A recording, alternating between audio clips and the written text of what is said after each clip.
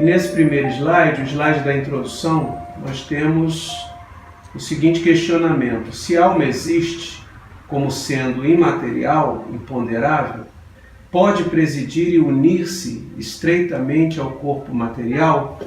Então, Mônica, eu queria que você falasse um pouco dessa possibilidade de um elemento imaterial ou um elemento feito de uma matéria menos densa, pode presidir uma matéria mais densa, ou seja, pode dar comando a essa matéria. Na verdade, a alma, partindo do pressuposto que ela existe, que nós espíritas temos essa certeza, essa convicção, ela é imaterial, ela parte de um outro princípio, né? O princípio inteligente. E aí o questionamento o questionamento dos materialistas: como essa alma que é imaterial preside o corpo físico que é material? Então tá aí a introdução do nosso tema, que é o perispírito, através desse intermediário entre o imaterial e o material, que é o perispírito. Certo, mas aí, pensando em termos práticos, nós sabemos que o corpo está sendo comandado por alguma força que não nos é visível, porque quando ele não mais é comandado por essa força, ele morre. Como, praticamente, em termos práticos, como essa força consegue estabelecer essa união a ponto de exercer essa influência sobre a matéria densa? De que maneira isso acontece? Bom, a alma é que tem a vontade, é ela que pensa, é ela que sente, é ela que envia os comandos. O perispírito, que já a gente vai falar da sua constituição, da sua natureza, mas a gente já pode antecipar que a constituição dele também é um tipo de matéria, só que bem mais quintessenciada que a matéria do nosso corpo físico. Então vai servir de intermediário, vai fazer os contatos entre esse ser imaterial, que somos nós, né? Em verdade, vestidos com esse corpo físico. E o perispírito, então, é essa interface aí que vai fazer o contato entre o que a gente deseja ao nosso corpo físico.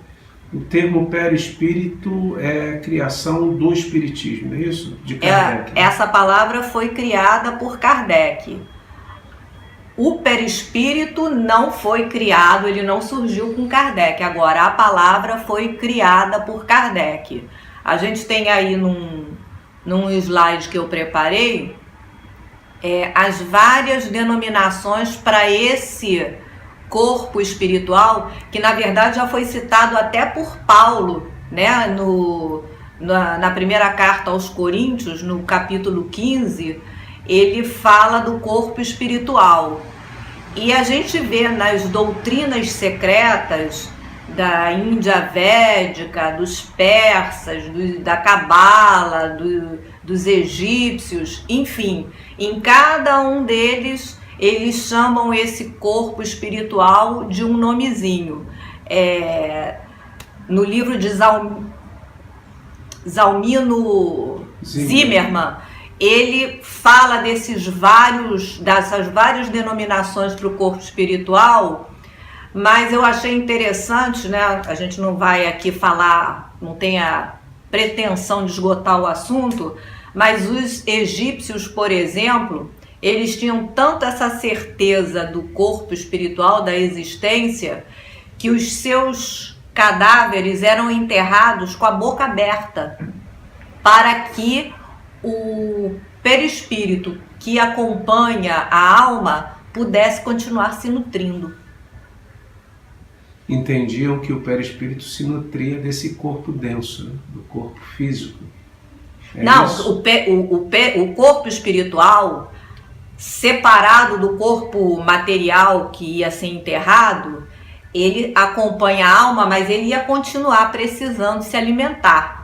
Que a gente sabe até que ele tem outros nutrientes que vão fazer com que ele continue a existir. Mas para os egípcios, a boca do corpo material tinha que ficar aberta. Era a entrada do alimento para o perispírito. Para o perispírito, que eles sabiam que acompanhava a alma. Interessante, né? É. Nas doutrinas esotéricas, a gente encontra muitas denominações como corpo astral, enfim, não me lembro de todas agora, mas tem várias denominações. Tem um nome bem característico das câmaras funerárias dos egípcios. Eles colocavam ali o caixão, né? Eles não chamavam com esse nome, o corpo, dessa forma, e colocavam nessa câmara funerária objetos pessoais daquela pessoa, que eles achavam que eram importantes para a vida dela no além, e alimentos também. Interessante. E há culturas que fazem isso até hoje, alimentam os mortos, né? Alimentam herança dos astecas, por exemplo. No México, no Dia dos Mortos, você oferece alimentos aos seus mortos, né? Parte muito dessa concepção de comparação, né? Do que o corpo físico precisa e do que o corpo espiritual precisa. Então, agora aqui a gente tem uma analogia interessante, porque parece que Kardec constrói acho que tem um slide falando disso aqui, a palavra perispírito do pericarpo, né?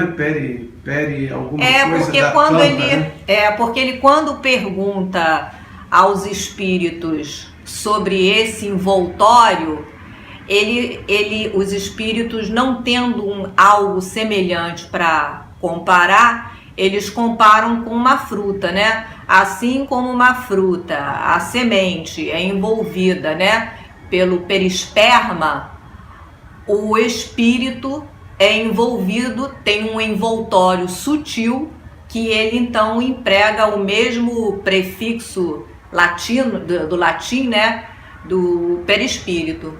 Interessante. É a definição que os espíritos deram a Kardec. O ser trino. Está na Revista Espírita. Bem complexo. Fala um pouco pra gente. Quando Kardec fez essa síntese sobre alma, espírito e homem, também achei um pouco complexo. Ele quis se referir ao seguinte: a alma é aquilo que nos anima, de natureza, de origem do princípio inteligente. O espírito já é a alma envolvida com o perispírito, porque eles nunca se separam. Que com a morte do corpo físico, só o que fica e que se decompõe é o corpo físico. O perispírito acompanha a alma. Então, quando a gente fala que viu um espírito, que houve um desdobramento e a gente viu o espírito assim, ou enfim, um contato com um espírito, a gente sabe que é a alma com o perispírito. Por isso ele diz que é dual. E o homem, que tem a alma, o perispírito e o corpo físico, é um complexo trino. Certo.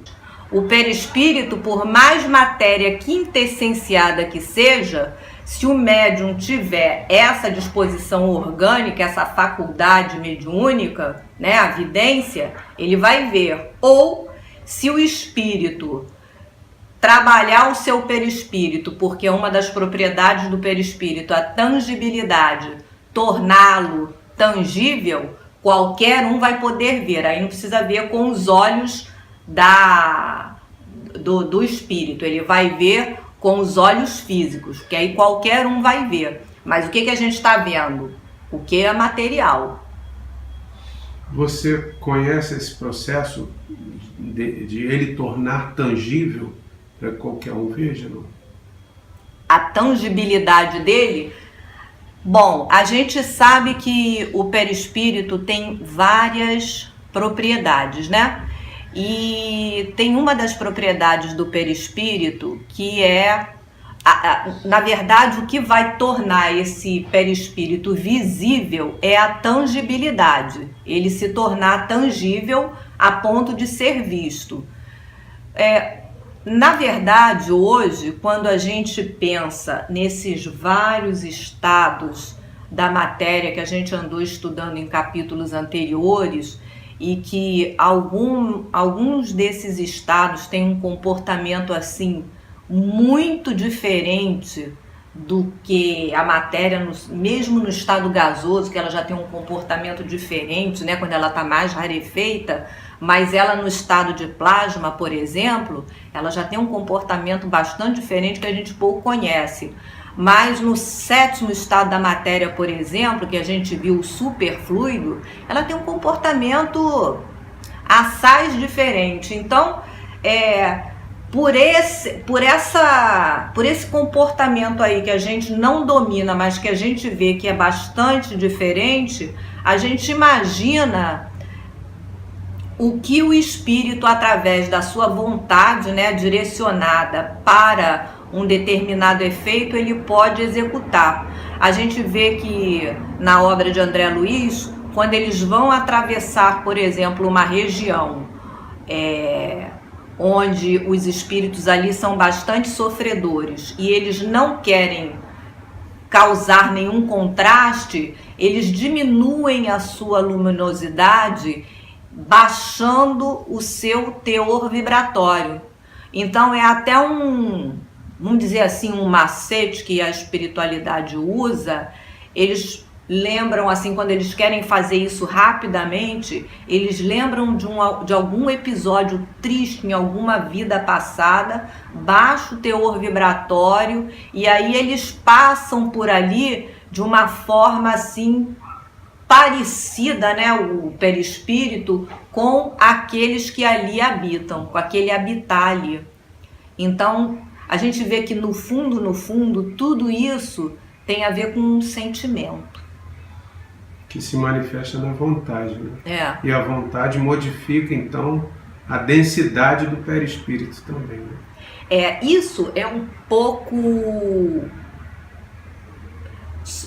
Só para não desanimar, mas é um pouco complexo, porque a gente vê o próprio Emmanuel dizendo que espíritos, mentes muito perversas, que conseguem entender um pouco desse mecanismo, eles conseguem manipular esse fluido do perispírito e conseguem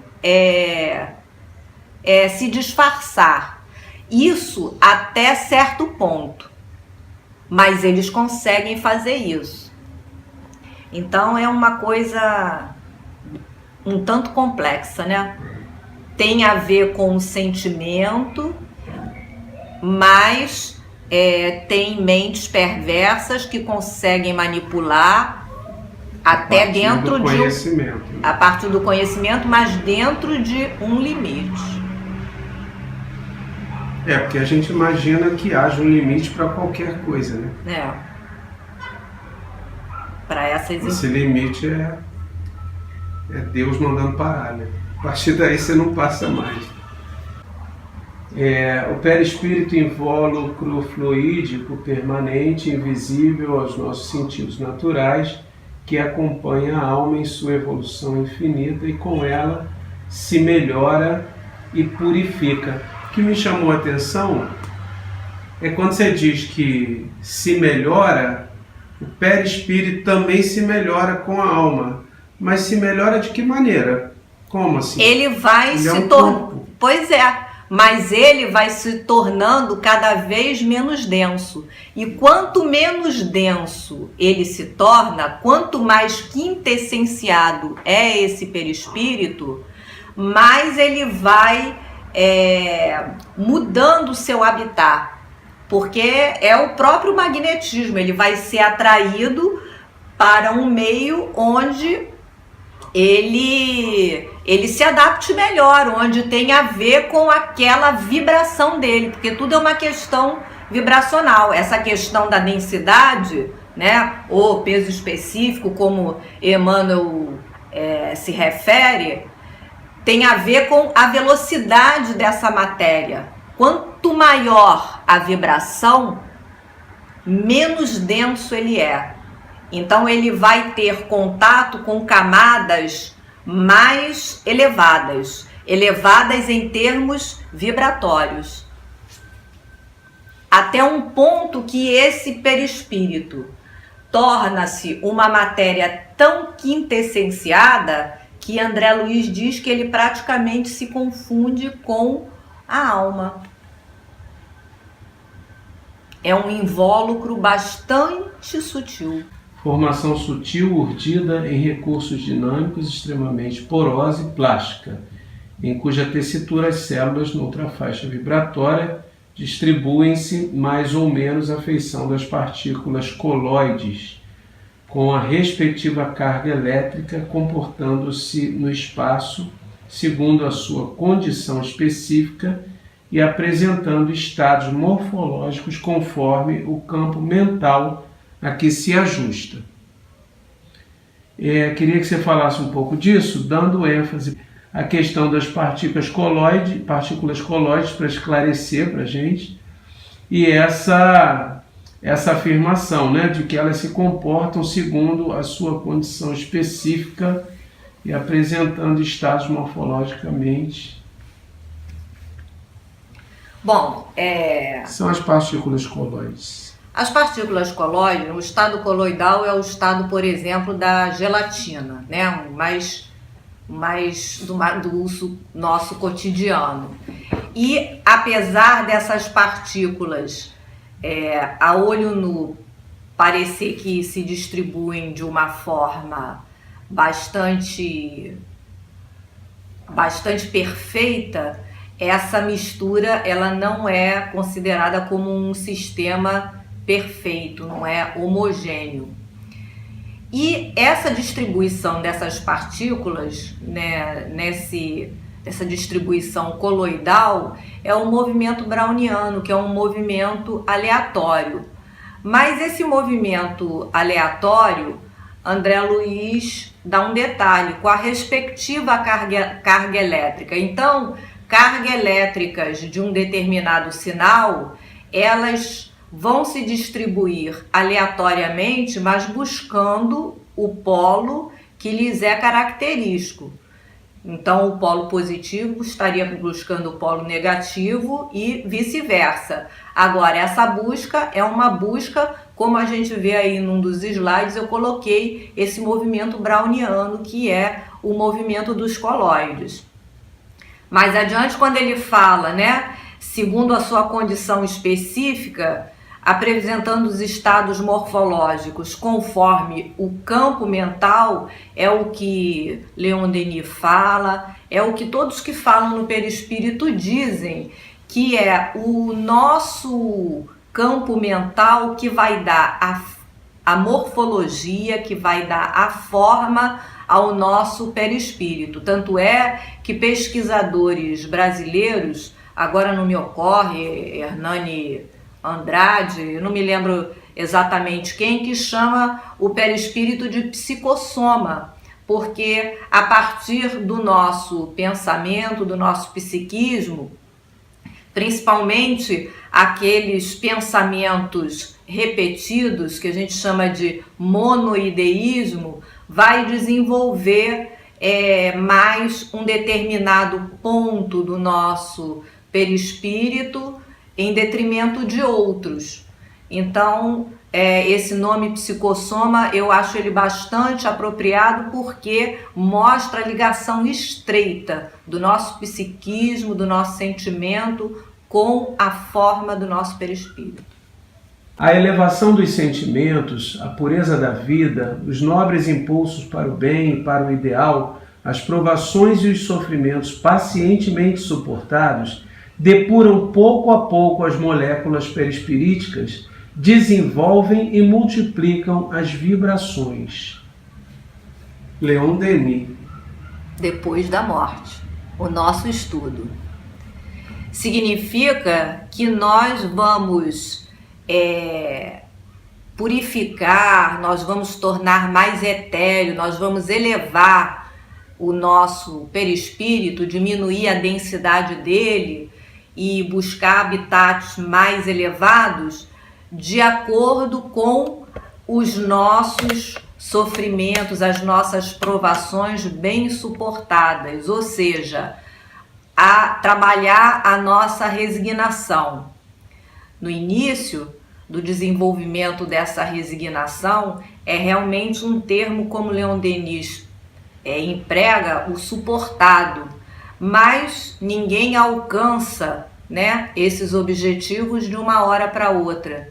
Então, no início, a gente fica se disciplinando, se doutrinando, se esforçando para que a gente consiga um dia ter essa resignação, que a gente consiga sentir que realmente a provação vai nos purificar, vai fazer com que nós nos elevemos, vai fazer com que a gente sinta que o jugo é suave e que o fardo é leve, à medida que a gente vai se evangelizando.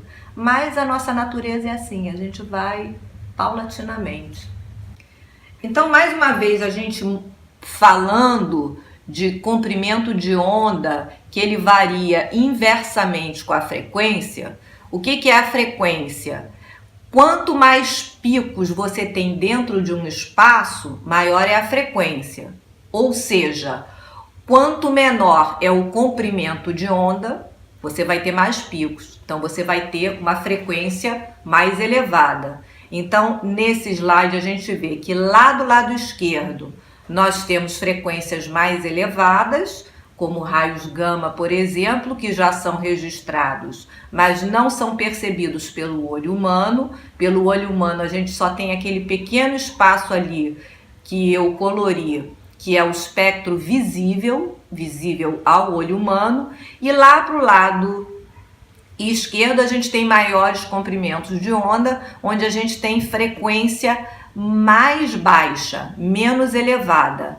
Por que isso? Só para a gente falar da frequência, né, da vibração do perispírito, fazer uma comparação da frequência, da vibração do perispírito com o corpo físico, elas são diferentes, mas elas são mais elevadas do que esse espectro que nós estamos vendo aí. Elas estão bem mais elevadas que os raios gama. Então, por exemplo, uma roupa azul, amarela, roxa, ela não vai ter interferência com a vibração de um espírito. A gente está vendo ali uma faixa muito pequena, e a vibração do espírito, ela é muito mais elevada, por exemplo, que os raios gama. Como a gente vai ver no próximo slide, o corpo físico, ele já tem uma vibração por causa do envoltório físico, ele tem uma vibração menor. Os comprimentos de onda são maiores. E o perispírito, como é uma matéria mais quintessenciada, já tem mais velocidade essa matéria, então a vibração é um pouco mais elevada. E essa velocidade aí desse material quintessenciado do perispírito, dependendo de pessoa para pessoa, porque ele varia, né? As propriedades do perispírito, a gente sabe que tem a plasticidade, a porosidade, a tangibilidade, mas nem os perispíritos das criaturas que habitam o mesmo planeta, eles não são todos iguais. A gente viu ali Leon Denis falando que à medida que a pessoa vai suportando pacientemente, né, as suas dificuldades, ela vai purificando. Então, o quanto aquela criatura já avançou, ela já tornou aquele perispírito, aquele seu moldezinho mais fluídico. As propriedades do perispírito. Queria que você falasse um pouco da plasticidade, principalmente. Essas propriedades, elas estão muito imbricadas entre si, né? Então, a plasticidade, ela está muito ligada, por exemplo, à porosidade, que eu nem escrevi ali. O perispírito, ele é, como disse lá André Luiz, a morfologia dele, a forma dele está ligada ao campo mental da criatura.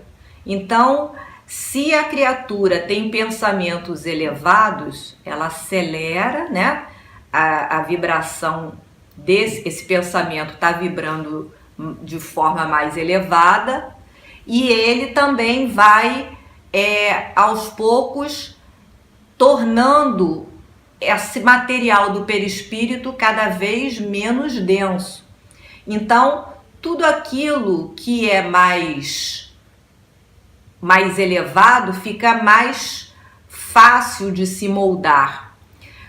Mas Emmanuel também fala que inteligências perversas que atingem um certo grau de conhecimento operam também nessa faixa, transformando, manipulando o perispírito. Claro que dentro de certos limites, mas sempre é o campo mental que está agindo sobre essa matéria quintessenciada, esse fluido, né, que é essa modificação do fluido cósmico universal, que é a natureza do perispírito, operando essas transformações. A gente tem como exemplo o caso lá de libertação daquela mulher que tinha consciência cheia de culpa pelo menino que ela deixou morrer, e ela é levada então a um julgamento num ambiente onde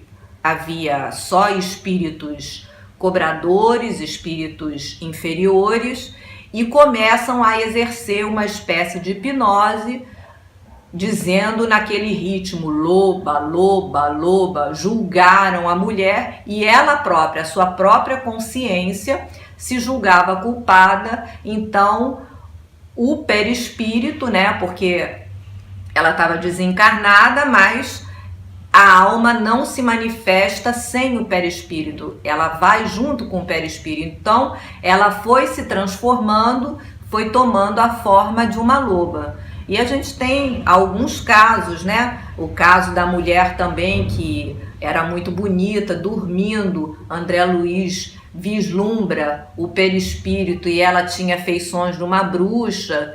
E a gente tem muitos casos assim como pessoas que têm um corpo físico muito feio, são verdadeiros anjos em perispírito. Eles pediram aquele corpo para passar por aquelas provas, porque eles tinham uma determinada necessidade, mas são espíritos que já galgaram degraus lá em cima, que a gente não tem ideia. Tem duas outras características importantes, né? O perispírito é perene, quer dizer, ele vai se purificando, mas acompanha a alma o tempo todo, vai se elevando até um ponto em que ele se torna um espírito puro. Então esse espírito, a alma composta desse perispírito, esse perispírito praticamente se confunde com a alma, porque ele já é muito etéreo. E uma outra propriedade importante a gente ressaltar é que muitos falam em penetrabilidade, mas isso é uma questão que varia conforme a densidade do perispírito. Então a gente já viu também na obra de André Luiz que muitos postos de socorro são cercados com barreiras para determinados espíritos. Então o espírito, como a gente viu ainda há pouco, é a alma com o perispírito, ele não consegue ultrapassar aquelas barreiras. Por quê? Por causa da densidade dele. Mas para aqueles mais elevados, eles já conseguem passar para lá e para cá. Então isso vai depender da densidade. Você pode falar um pouco para a gente como é que se dá, voltando lá no início do estudo, né? Como é que um elemento imaterial pode comandar um elemento material? E agora, estendendo um pouco mais, como é que esse elemento faz a intermediação entre o elemento denso e um elemento menos denso que a alma? É como se nós estivéssemos colocando um zoom nesse complexo que é o homem, né? O homem que é a alma, o perispírito e o corpo físico. A gente sabe que a alma é o centro da vida, como diz Leon Denis no seu livro, e como diz Allan Kardec também lá na Revista Espírita. A gente tem um slide onde eu coloco esses corpos, vamos dizer assim, esses contatos, mas colocando esse zoom, a gente vê que esse contato primeiro entre o centro da vida, que é a alma, e o perispírito se dá por correntes magnéticas, coisa muito sutil que a gente não vê e que a gente não tem muito ainda como detalhar, mas são as notícias que a espiritualidade nos traz. E mais para a periferia, caminhando do perispírito para o corpo físico. Aí quem traz essa notícia é André Luiz. André Luiz diz que esse contato entre perispírito e corpo físico se dá pelos nervos, pelo córtex motor e pelos lobos cerebrais. Então eu procurei colocar um slide, né, para nós que somos leigos no assunto, vendo por onde são esses contatos do perispírito com o corpo carnal. Esse é o que a gente tem do que é a normalidade. Mas a gente sabe que quanto mais materializada é a criatura, mais contatos ela tem entre o corpo físico e o perispírito. E são esses pontos de contato que ela vai aumentando entre o corpo físico e o perispírito, que traz uma sensação maior de agonia na hora da morte, na hora do desenlace. Porque nessa hora do desencarne, há a separação do perispírito, né? O perispírito vai acompanhar a alma, vai voltar lá para o mundo espiritual e o corpo físico fica, ele vai decompor. Então, nesse desligamento, quanto mais pontos de contato existir aí entre o perispírito e o corpo físico, maior o sofrimento da criatura nesse momento do desenlace. Então fala um pouquinho sobre essa cientificidade que já se atribui hoje à existência de um corpo extramaterial, digamos assim. Ao tempo de Kardec, os espíritos com muita dificuldade para comparar, para falar da natureza desse perispírito, não tinha como se registrar nada, nenhuma propriedade desse corpo espiritual. Mas Saxton Burr, um professor da Universidade de Medicina dos Estados Unidos, já fez muitos experimentos.